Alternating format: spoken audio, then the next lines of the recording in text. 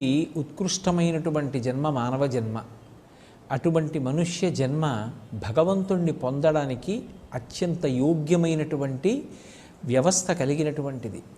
అందుకే ఆ మనుష్యుడు ఉపాసన చేసి భగవంతుణ్ణి పొందడానికి వీలుగా ఋషులు కాలాన్ని విభాగం చేశారు.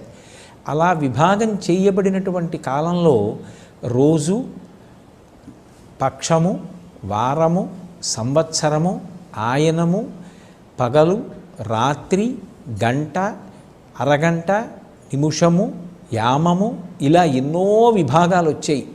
ఇన్ని విభాగాలలో సంవత్సరము ఒక ప్రధానమైనటువంటి ప్రమాణం.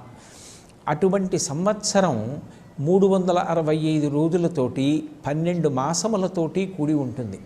మనకి చైత్రమాసంలో శుక్లపక్షంలో వచ్చేటటువంటి మొట్టమొదటి తిథి అయినటువంటి పాడ్యమి నాడు కొత్త సంవత్సరం ప్రారంభం అవుతూ ఉంటుంది. మనం చాంద్రమానాన్ని అనుసరిస్తాం. 60 సంవత్సరములు.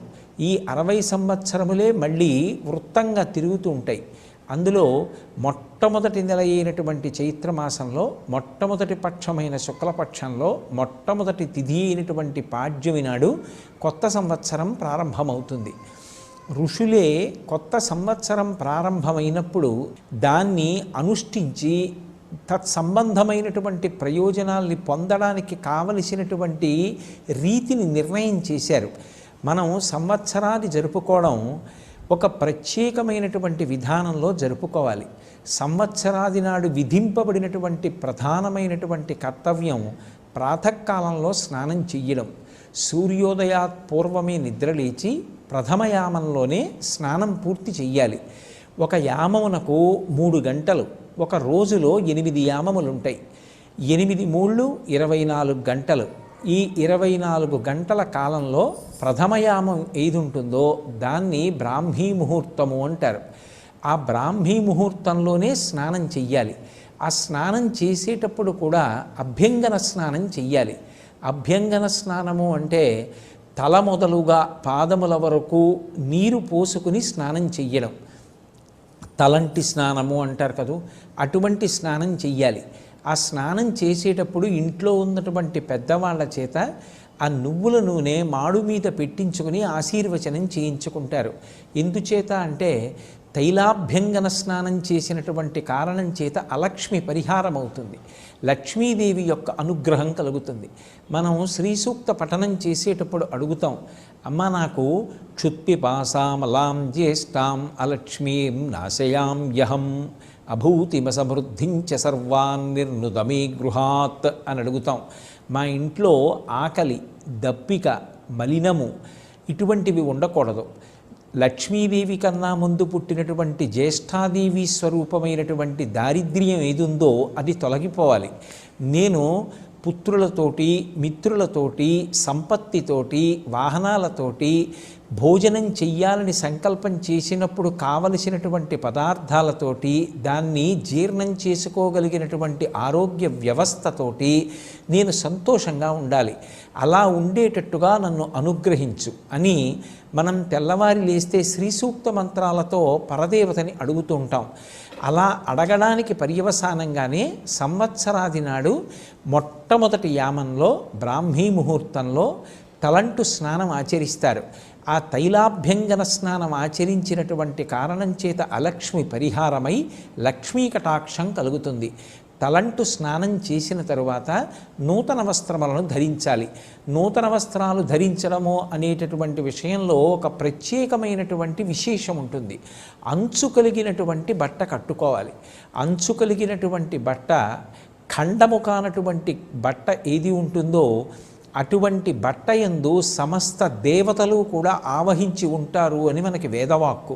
వేదవాక్యే ప్రమాణవాక్కు. ఎందుచేత అంటే తస్మాత్ శాస్త్రం ప్రమాణంతే కార్యాకార్య వ్యవస్థితౌ. ఏదైనా ఒక పని చెయ్యాలి అంటే శాస్త్రాన్ని ప్రమాణం చేసుకొని చెయ్యాలి. శాస్త్రమే వేదము. ఆ వేదం చెప్పినటువంటి మాట వస్త్రాన్ని ఆవహించి దేవతలు ఉంటారు. అందుకే అంచు కలిగినటువంటి బట్టని ధరించినటువంటి కారణం చేత దేవతల యొక్క అనుగ్రహం కలిగి తత్కారణం చేత దీర్ఘాయుర్దాయాన్ని పొందుతాడు. అందుకే నూతన వస్త్రధారణ చేసి తదనంతరం ఇంట్లో ఉండేటటువంటి కులదైవానికి నమస్కారం చేస్తారు. నమస్కారం చేసి ఆ రోజున ప్రత్యేకించి ఒక ప్రసాదాన్ని భగవంతుడికి నివేదన చేసినటువంటి శేషం ఏది ఉంటుందో దాన్ని పుచ్చుకుంటారు. ఈశ్వరుడికి నివేదన చేసినటువంటి పదార్థం ఏది ఉంటుందో దాన్నే ప్రసాదము అంటారు. అయితే ఆ రోజు భగవంతుడికి నివేదన చేసేటటువంటి ప్రసాదం ఒక విశేషంతో కూడుకున్నదై ఉంటుంది. అది ఎలా తయారు చెయ్యాలి అన్నదాన్ని కూడా శాస్త్రమే మనకి చెప్పింది. తద్వర్షాదౌ నింబసుమం శర్కరాంలఘృతైర్యుతం భక్షితం పూర్వయామేస్య తద్వర్షం సౌఖ్యదాయకం అని. ఆ పదార్థాన్ని ఎలా తయారు చేయాలి అంటే యద్వర్షాదౌ నింబసుమం. నింబ అంటే వేప చెట్టు. వేప చెట్టుకి పూసినటువంటి పువ్వులు ప్రధానంగా ఆ పదార్థంలో ఉండాలి.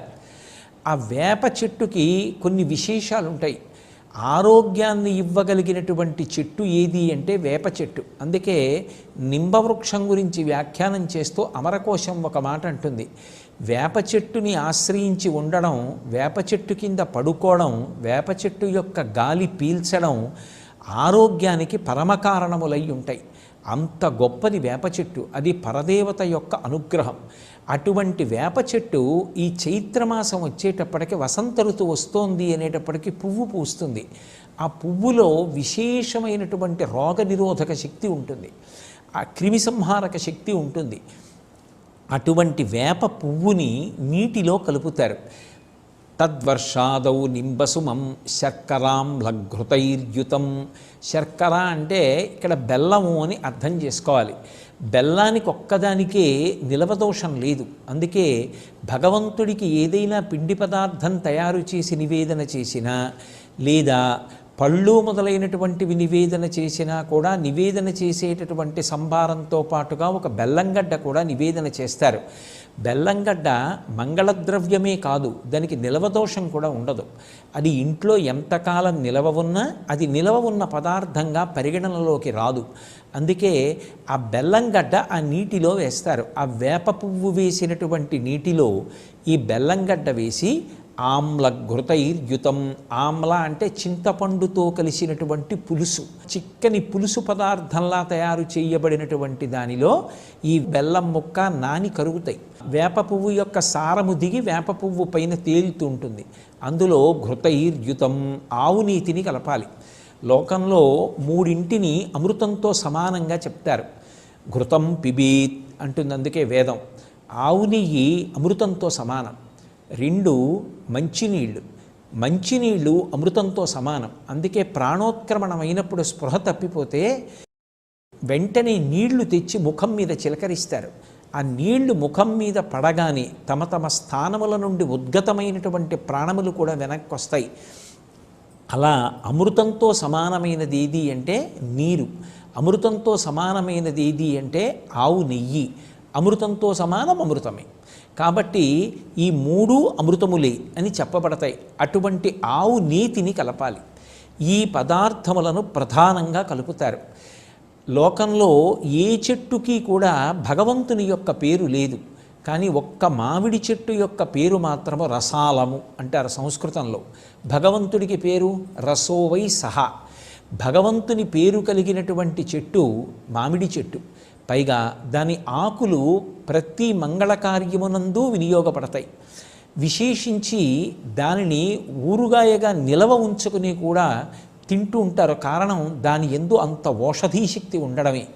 అంత గొప్పదైనటువంటి మామిడి ముక్కలు కూడా కలుపుకోవడం అనేటటువంటిది సంప్రదాయంలో అలవాటుగా ఉంది. ఈ పదార్థాన్ని భగవంతుడికి నివేదన చేసి ఎప్పుడు తినాలి ఈ పదార్థము అంటే మొట్టమొదటి యామంలో తినాలి. అంటే తెల్లవారుజాము కాలంలోనే ఇది ఈశ్వరుడికి నివేదన చేసి ప్రసాదంగా పుచ్చుకోవాలి. అంటే ఈశ్వరుడికి దీన్ని నివేదన చెయ్యాలి అంటే దానికి పూర్వాంగంలోనే స్నానాది కార్యక్రమములు పూర్తయిపోవాలి. అలా యద్వర్షాదౌ నింబసుమం శర్కరాంలఘృతైర్యుతం.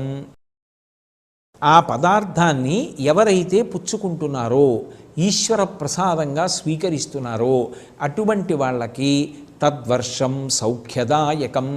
ఆ ప్రసాదమే ఈశ్వరుడి యొక్క అనుగ్రహం కనుక ఆ ప్రసాదము ఆ సంవత్సర కాలమంతా కూడా ఆ వ్యక్తి ప్రశాంతమైనటువంటి స్థితిలో జీవించడానికి కావలసినటువంటి వ్యవస్థని మనకి ఆ రోజున భూషణములను ధరిస్తారు. కొత్తగా చేయించుకున్నటువంటి భూషణములను ధరించి రాజదర్శనం చెయ్యాలి అని శాస్త్రవాక్కు. అందుకే ఇప్పటికీ మీరు పంచాంగాన్ని పరిశీలనం చేస్తే ఉగాది లేదా యుగాది, ఒకప్పుడు సృష్టి ప్రారంభం ఆ రోజున జరిగిందిట, అందుకని యుగాది, నూతన సంవత్సరారంభం. అందుకే ఆ రోజున అభ్యంగన స్నానం ఆచరించి నూతన వస్త్రధారణ చేసి రాజదర్శనము అని పంచాంగంలో రాసి ఉంటుంది. రాజదర్శనము అంటే ఈ భూమిని పరిపాలించేటటువంటి ప్రభువు ఎవరుంటారో ఆయన నా విష్ణు పృథివీపతి, విష్ణువాంశ లేనటువంటి వాడు పృథివీపతి కాలేడు. ఇప్పుడు మనం రాజదర్శనం చెయ్యాలి అంటే తేలిక మార్గం, రాజులకు రాజు పరమేశ్వరుడు, రాజశేఖరుడైన. అందుకే రాజన్మత్తమరాళమందగమనాం రాజీవపత్రేక్షణాం రాజీవ ప్రభవాది దేవమకుటై రజత్పదాంబోరుహాం రాజీవాయతపత్రమండితకుచాం రాజాధిరాజేశ్వరీం శ్రీశైలస్థలవాసినీం భగవతీం శ్రీమాతరం భావయే అంటారు. ఆ జగదంబ కన్నా పరమేశ్వరుడి కన్నా రాజాధిరాజులు ఎవరుంటారు? అందుకే చక్కగా ఆ రోజున శివాలయానికి వెళ్ళి మనం పార్వతీ పరమేశ్వరుల యొక్క దర్శనం చెయ్యాలి. ఎందుచేత అంటే జగత పితరౌ వందే పార్వతీ పరమేశ్వరవు, ఈ జగత్తుకంతటికీ కూడా తల్లిదండ్రులు వాళ్ళు. లేదు లక్ష్మీనారాయణ దర్శనం చెయ్యవచ్చు. చక్కగా విష్ణువాలయానికి వెళ్ళి ఆ స్వామి దర్శనం, జగన్మాతయే లోకమాత అయినటువంటి లక్ష్మీదేవి దర్శనం కూడా అదే స్థాయిలో ఫలితాన్ని ఇస్తాయి. శివకేశవుల మధ్య అభేదం పాటించడం అనేటటువంటిది జీవితంలో ప్రధానంగా అలవాటు కావాలి. ఆ రోజున తప్పకుండా చెయ్యవలసినటువంటి పనులలో ఒకటి గోపూజ చేసి వృషభ పూజ చెయ్యాలి. ఎందుచేత అంటే ఎద్దు యొక్క డెక్కల నుండి స్రవించినటువంటి అమృత బిందువుల వలన పంట బాగా వృద్ధిలోకి వచ్చి చక్షు సంబంధమైన వ్యాధులు రాకుండా ప్రజల్ని కాపాడుతుంది.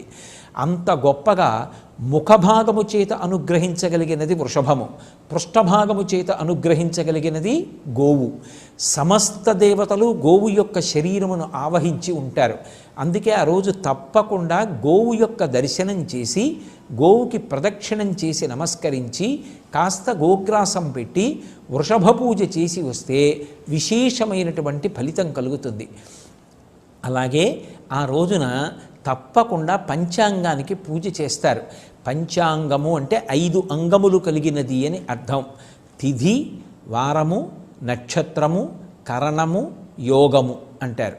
ఈ పంచాంగంలో ఒక సంవత్సర కాలాన్ని ప్రమాణం చేసుకుని ఆ కాలమునందు గ్రహములు ఎలా కదులుతున్నాయో, ఆ గ్రహములు ఏ ఏ ఫలితాల్ని ఇవ్వబోతున్నాయో దాని చేత ఆయా నక్షత్ర పాదముల యందు జన్మించినటువంటి జాతకులు పొందబోయేటటువంటి శుభాశుభ ఫలితములు ఎలా ఉంటాయో, ఆదాయ కందాయ వివరాలు ఎలా ఉంటాయో, రాజపూజ్యము అవమానము ఎలా ఉంటాయో ఇవన్నీ తెలియచెప్పబడతాయి. ఎందుకు ఇవన్నీ చదువుకోవడం అంటే గ్రహములకు స్వాతంత్ర్యం లేదు, అవి ఈశ్వరుడికి వశవర్తి అయి ఉంటాయి. రాబోయే కాలం ఇలా ఉంటుంది అని తెలిసిందనుకోండి, బెంగ పెట్టుకోవలసిన అవసరం ఉండదు. భగవంతుణ్ణి చక్కగా భక్తితో ఆరాధన చేస్తే భక్తికి ప్రసన్నుడైనటువంటి పరమాత్మ గ్రహములను ఆదేశిస్తాడు.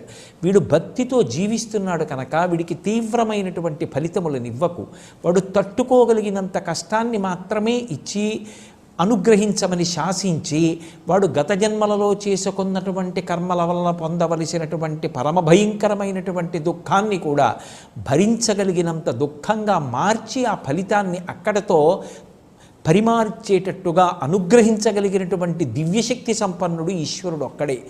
ఆ ఈశ్వరారాధన చేసి తనని, తన కుటుంబాన్ని, తన దేశాన్ని రక్షించుకోవడానికి కావలసినటువంటి మార్గదర్శనం పంచాంగ శ్రవణం చేత, పంచాంగ పూజ చేత లభిస్తుంది. అసలు పంచాంగం ప్రతిరోజు చూడాలి. తిథి, వారము, నక్షత్రము, కరణము, యోగము అనేటటువంటి ఈ 5టిని ప్రతిరోజు ఎవరు పరిశీలనం చేస్తారో వారికి సంపద, దీర్ఘాయుర్దాయము, పాపనాశనము, అలాగే ఆరోగ్యసిద్ధి, విజయము ఈ 5 సంప్రాప్తిస్తాయి. అందుకే ఆ రోజున పూజామందిరంలో పంచాంగం ఉంచి పూజించి తీసి ఇంట్లో ఉన్న వాళ్ళందరికీ సంబంధించినటువంటి రాశి ఫలితాలన్నీ చదువుకుని, ఒకవేళ బాగా కలిసి వచ్చే కాలమైతే ఏ విధమైనటువంటి అహంకృతిని అతిశయాన్ని పొందకుండా దాన్ని భగవంతుని యొక్క ప్రసాదంగా స్వీకరించి సమతౌల్యముతో కూడుకున్నటువంటి బుద్ధితో ప్రవర్తిస్తాడు. ఒకవేళ ఏదైనా ఉపద్రవం పొంచి ఉంది అని చెప్పబడినప్పటికీ ఏ బెంగా పెట్టుకోకుండా దాని నుంచి ఉద్ధరించగలిగినటువంటి పరమశక్తి సంపన్నుడైనటువంటి పరమేశ్వరుని యొక్క పాదార విందములను ఆశ్రయించి కష్టముల నుంచి పైకొచ్చి సంతోషంగా జీవితాన్ని గడిపి భక్తి యందు మరింత దృఢంగా ఉంచుకుని నిలబడగలిగినటువంటి స్థితిని పొందుతాడు. అందుకే ఆ రోజు తప్పకుండా అందరూ పంచాంగ శ్రవణం చెయ్యాలి. మన తెలుగు జాతి యొక్క సంస్కృతి సంప్రదాయమైనటువంటి కట్టు బొట్టు పాటించాలి. చక్కగా అందరూ ఆ అంచు కలిగినటువంటి బట్టని అథవా పంచకట్టుగా కాకపోతే గూడకట్టుగానైనా కట్టుకోవాలి. పంచకట్టుకోవడం అనేటటువంటిది తెలుగు జాతి యొక్క సంప్రదాయం. అలా చక్కగా పంచకట్టు కట్టుకుని దేవాలయానికి వెళ్ళి ఈశ్వరుణ్ణి సందర్శించాలి. అలాగే ఇంట్లో పెద్దలైనటువంటి తల్లిదండ్రులకి ప్రదక్షిణం చేసి నమస్కారం చేసి, ఎక్కడ ఉన్న గురువుగారి దర్శనం చేసి గురువుగారికి నమస్కారం చేసి గురువుగారి యొక్క ఆశీర్వచనాన్ని పొందాలి. ఇవన్నీ కూడా మనం చెయ్యవలసినటువంటి విశేషాలు. వసంత నవరాత్రములు ప్రారంభమవుతాయి కాబట్టి వసంత ఋతువు ఎంత లక్ష్మీకారకమో, వాతావరణం కొద్దిగా భరించడానికి ఇబ్బందికరంగా ఉండేటటువంటి కాలం కనుక చక్కగా విసినికర్రలు ఆ సమయానికి అందుబాటులో ఉంటే మామిడి పళ్ళు, మల్లెపూల దండలు, పన్నీరు, పానకం ఇటువంటి వాటిని 10 మందికి అందించడం, చలివేంద్రాన్ని ప్రారంభించడం, ఇంకా జనులు దాహార్తిని పొందేటటువంటి కాలం. బాటసారులు వెళ్ళిపోతుంటారు, వాళ్ళకి దాహం వేస్తుంది. పట్టెడు నీళ్లు, చల్లటి నీళ్లు ఎవరు అందిస్తాడో వాడు విశేషమైనటువంటి ఫలితాన్ని పొందుతాడు. అందుకే చక్కగా చలివేంద్రాలు ప్రారంభించడం, అలాగే మనకి కలిగినంతలో 10 మందికి చలవ చేసేటటువంటి పదార్థాలు అంటే మజ్జిగ లాంటివి ఇవ్వగలిగినటువంటి స్థితిని ఏర్పాటు చేసుకోవడం, ఇవన్నీ కూడా దేశకాలముల యందు తరించడానికి, పుణ్యాన్ని సముపార్జించుకోవడానికి యోగ్యమైనటువంటి విశేషాలు. అలాగే వసంత నవరాత్రులు చేసి చక్కగా ఆ భగవంతుని యొక్క పరమ అనుగ్రహాన్ని పొంది అందరూ తరించేటటువంటి యోగ్యమైన కాలం. అందుకే ఈ నూతన సంవత్సరం వచ్చింది అంటే కేవలం ఏదో ఇంద్రియముల యొక్క ప్రకోపాన్ని శాంతింపచేసుకోవడానికి అనుసరించవలసినటువంటి విధానంగా కాకుండా, అర్థం లేనటువంటి విధి విధానాలు పాటించడం కాకుండా శాస్త్రప్రోక్తమైనటువంటి పద్ధతిని పాటించి కొత్త సంవత్సరం ప్రారంభమవుతోంది కనుక భగవంతుని యొక్క అనుగ్రహంతో ఆ సంవత్సరం తాను, తన కుటుంబ సభ్యులు, తన సమాజము, తన రాష్ట్రము, దేశము, యావత్ ప్రపంచము కూడా పరమ ప్రశాంతంగా ఉండడానికి కావలసిన రీతిలో ఈశ్వరారాధన చేసి అనుగ్రహాన్ని పొందాలి. అలా పొందడానికి కావలసినటువంటి విధి విధానాలన్నిటినీ కూడా మనకి ఋషులు చక్కగా అందచేశారు. ఇటువంటి విధి విధానాలన్నిటినీ కూడా పాటించి ఈ రాబోయేటటువంటి సంవత్సరంలో మనందరం కూడా పరమ ప్రశాంతతని పొందడానికి కావలసినటువంటి విభూతిని ఆ పరమేశ్వరుడు మనకి నిర్హేతుక కృపాకటాక్ష వీక్షణముల చేత అందించాలని సాంజలిబంధకంగా ఆయన పాదార విందములకు నా శిరసు తాటించిన